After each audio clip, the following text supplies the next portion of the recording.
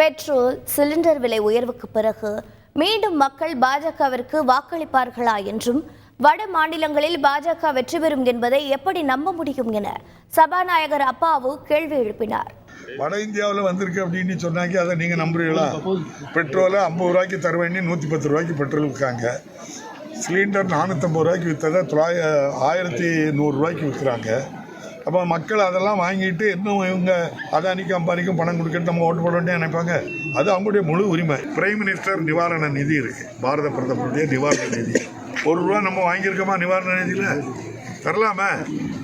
இப்போ நடந்த நம்ம சென்னையில் நடந்த புயலுக்கு தந்திருக்கலாம், தென் மாநிலத்தில் ஏற்பட்ட வெள்ளத்துக்கு தந்திருக்கலாம். 1 பைசா வாங்கலையே தம்பி. அப்போ அவங்ககிட்ட 2 நிவாரண நிதி இருக்குது. பாரத பிரதமருடைய 2 நிலம். ஒன்று அரசுக்கு சொந்தமான ஒன்று, இன்னொன்று அது தனிப்பட்டால் அதை யாரும் கேட்கக்கூடாதுங்க. அதில் எத்தனை லட்சம் கோடி இருக்குது, எத்தனை ஆயிரம் கோடி இருக்குது. அதில் இதுவரை யார் யாருக்கு பணம் கொடுத்தாங்க? ஊடகத்தில் சொல்கிறாங்க, அது உண்மையாக பையனே தெரியல. ஒரு ஆட்சியை கவுக்க எம்எல்ஏ எம்பிக்கு பணம் கொடுக்க அதை பயன்படுத்துகிறாங்கன்னு சொல்கிறாங்க.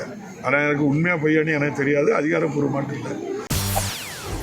செய்திகளை உடனுக்குடன் தெரிந்து கொள்ள உடனே சப்ஸ்கிரைப் பண்ணுங்க.